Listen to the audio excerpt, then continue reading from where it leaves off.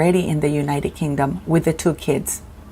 This boring. So what she's trying to do now is obviously get the children involved, get that sympathy vote, and people love seeing pictures of the children. And I think that's from that sort of point of view, from already in the United Kingdom with the two kids. This boring. So what she's trying to do now is obviously get the children involved. Get that sympathy vote. And people love seeing pictures of the children. And I think that's from that sort of point of view from Instagram. The plane touched down at Heathrow just past midnight, its wheels rolling onto tarmac that Harry hadn't seen in nearly 3 years. The cabin lights dimmed, but inside he was wide awake, mind spinning faster than the jet engines. Every news alert, every rumor, every whisper that had hit him over the past week was converging into one undeniable truth. The palace wasn't just displeased, they were moving. And the word he'd received in the quiet of Montecito hours earlier had set off an alarm that refused to be silenced. A secret order, a direct palace-issued mandate that could strip him, Meghan, and even little Leet of their titles. The note hadn't come from a distant advisor or a tabloid leak. It had come straight from the heart of the institution itself, and with it the stakes had been made painfully real. Bracing himself as Prince William is set to go nuclear on him. After Harry's mind kept flashing back to the last meeting with Meghan, she had been furious, controlled, sharp. A hurricane contained within a designer blazer. "We can fight them," she said, pacing the Montecito kitchen, voice low but venomous. "We have leverage. We have lawyers. And the media will bend over backward to protect me." He hadn't argued. He couldn't. The truth was brutal. The palace had been quietly calculating, patient, and above all, meticulous. They didn't announce moves like this publicly. They didn't leak them. They executed. And now here he was, hours away from touching British soil. Running through every possible contingency in his head, knowing that once the plane doors opened, everything would be different. Reportedly is on the warpath. And Prince Harry, he's not going to lie. By the time he cleared customs, the press were already buzzing. Paparazzi flashes lit up the tarmac like mini lightning storms, their lenses hungry for a reaction. He kept his head low, hoodie up, mask on, everything to disguise the storm brewing inside him. But the cameras didn't care. They had smelled tension, desperation, the kind that only royalty and crisis emits.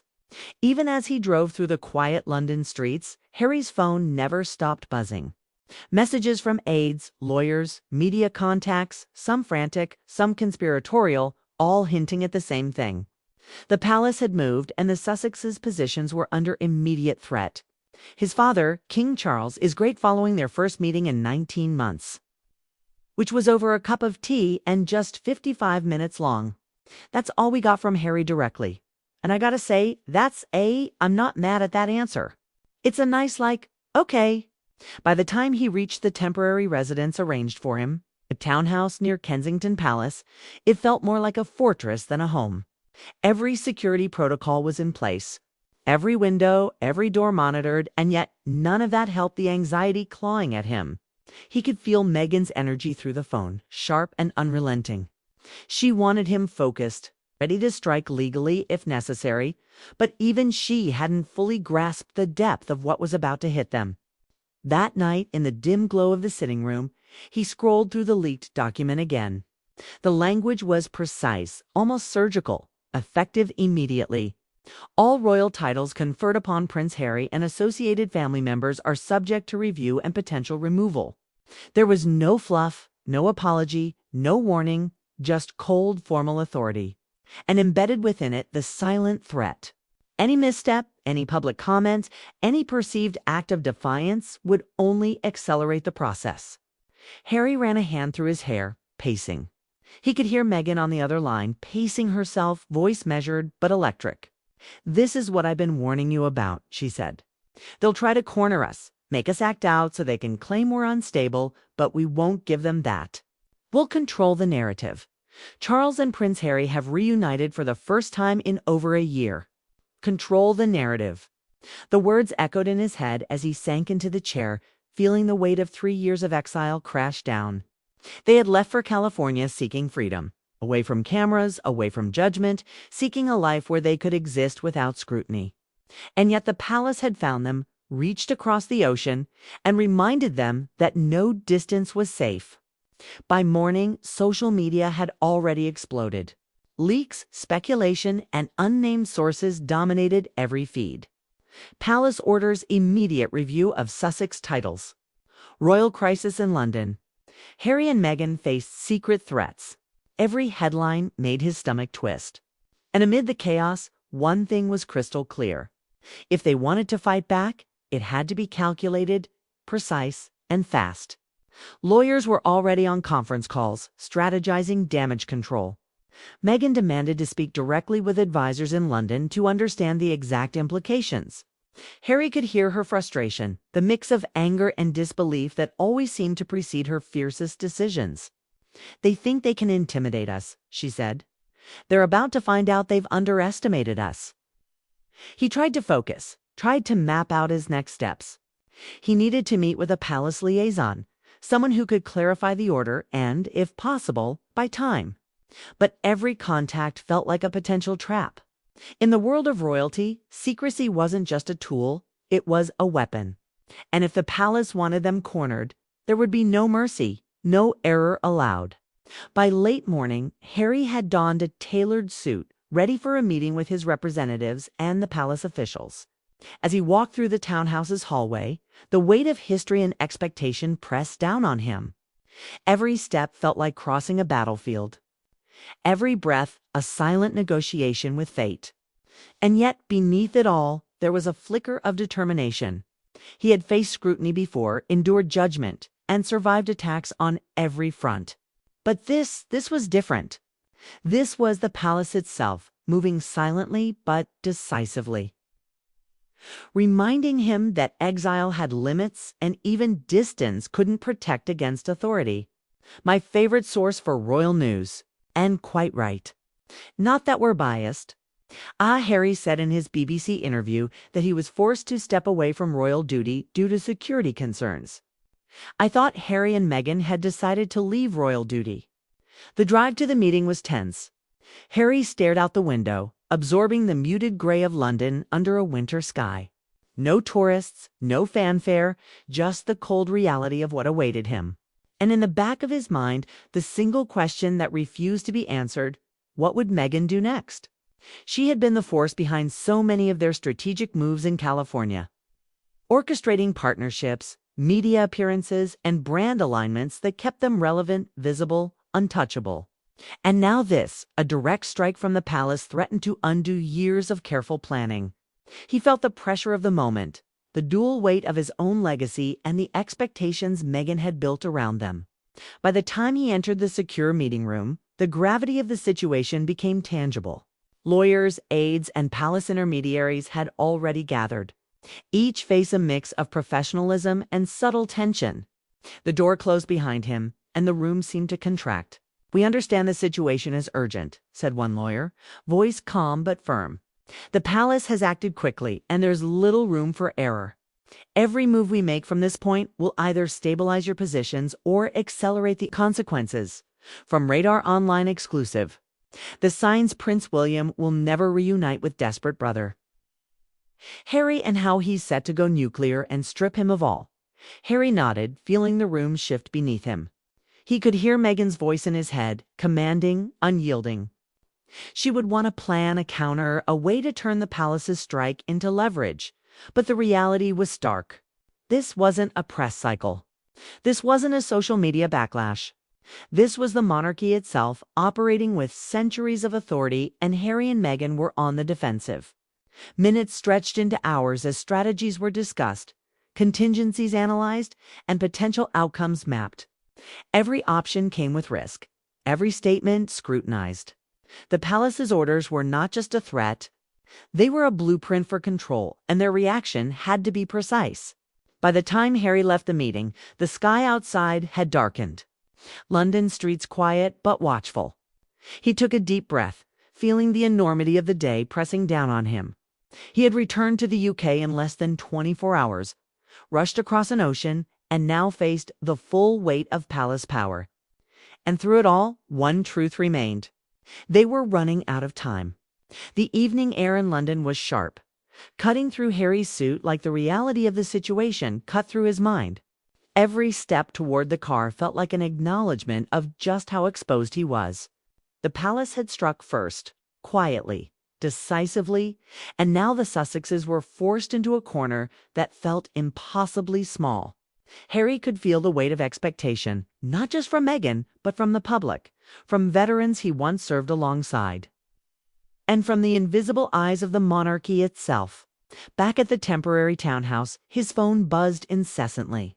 Texts, missed calls, encrypted messages. Meghan's name flashed across the screen. He answered immediately. Harry. Her voice was sharp, almost a whip crack of authority. I saw the documents. This isn't just a threat. They mean it. They're moving. And if we don't act, they'll take everything from us. He ran a hand over his face, trying to steady himself. I know. I just landing here. Every notification on the phone felt like a drumbeat counting down to the inevitable clash. Meghan had already started her day reviewing notes, messages, and legal briefs with the precision of a general preparing for war. She had never been one to leave anything to chance.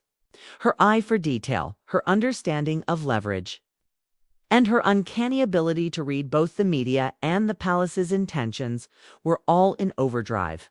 Harry, meanwhile, was pacing, torn between anxiety and determination. He wanted to trust her, to believe in their plan. But the weight of centuries-old protocol bore down on him. Harry, stop pacing, Meghan said sharply, though without anger. Her voice was firm, commanding the voice that had drawn him to her in the first place. We can't let them see fear. We control the narrative. We decide what leaks. We decide what hits the press, not them. He paused, letting her words sink in. She was right, of course.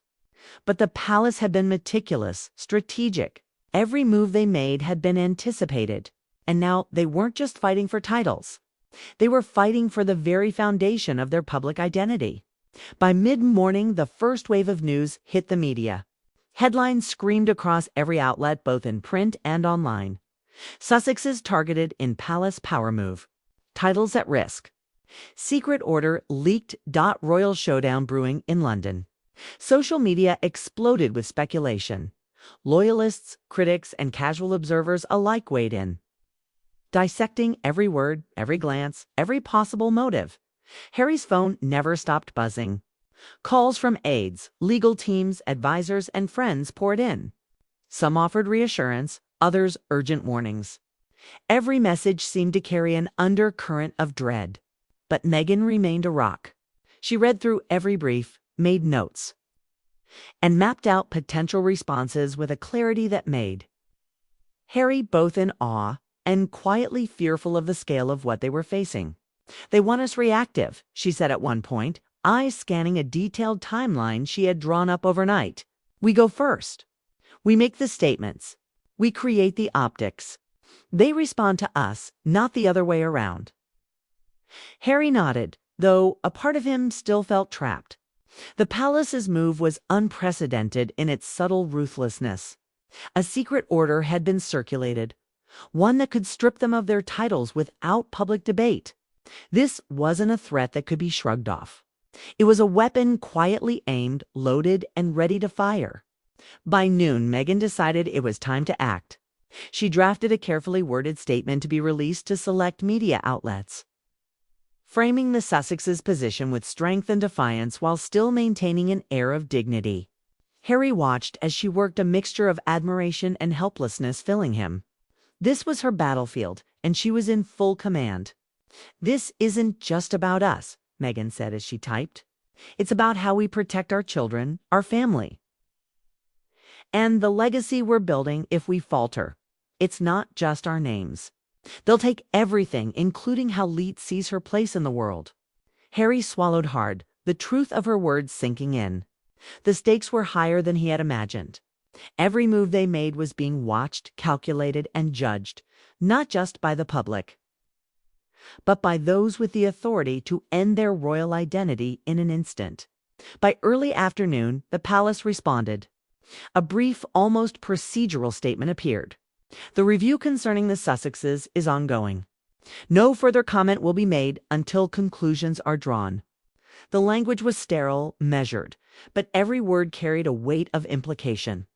The Sussexes were under scrutiny, and the palace was signaling that any misstep could be fatal.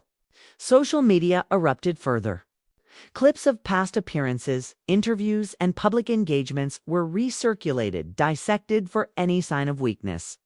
Commentators debated what the Sussexes should do. Legal experts analyzed possible outcomes, and memes flooded timelines, some sympathetic, some merciless. Harry felt the sting of public scrutiny like never before. Meghan, however, remained focused. "We need to hold a private briefing with the team," she said, standing and gesturing for Harry to follow. "We control what's coming next, or we allow them to dictate the narrative entirely." In a secured room surrounded by legal advisors, PR strategists, and trusted friends, Meghan laid out the plan. It was ambitious, bold, and risky, but it leveraged every advantage they had: media influence, public sympathy, legal precedent, and, most importantly, the carefully curated public image they had spent years building. Harry listened, absorbing every detail, weighing every possibility. Despite the fear and pressure, he felt a glimmer of hope. Meghan's strategy wasn't about confrontation for its own sake. It was about survival, about turning a palace attack into an opportunity to strengthen their position. As evening approached, the first public response was prepared. Meghan's team coordinated interviews with sympathetic media outlets, carefully timed releases of statements, and a social media campaign designed to highlight their charity work. Family unity and resilience in the face of institutional pressure. Every post, every image, every word was scrutinized, polished, and vetted to ensure it countered the palace's narrative without appearing defensive. Harry watched as Meghan executed the plan with precision, her energy unrelenting. She had always been a master at controlling perception, at turning criticism into opportunity. And now, in the midst of a potential royal crisis, she was proving it again. The night descended over London, but the Sussexes remained vigilant. Their phones buzzed with updates, news alerts, and social media reactions. The city seemed oblivious to the personal and public battle raging behind the townhouse walls. But for Harry and Meghan, there was no pause, no rest. Every moment mattered. Every word carried weight. Despite the tension, there were small moments of levity. Meghan, noticing Harry's exhaustion, placed a hand on his shoulder. "We'll get through this," she said softly, her voice both promise and command. "We've faced criticism before. We've faced scrutiny. This is just another level, and we'll adapt as we always have." Harry nodded, finding strength in her resolve. He knew the road ahead would be grueling. The palace would not relent, the media would not forgive, and public opinion could shift in an instant.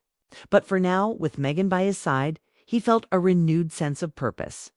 As the night deepened, the Sussexes reviewed the latest intelligence on palace movements, media leaks, and public sentiment. Every detail was analyzed, every potential scenario considered. They were fighting not just for titles, but for control of their narrative, their family, and their future. By midnight, the first wave of counter-narrative had been successfully deployed. Interviews aired, social media posts circulated, and sympathetic coverage appeared in key outlets.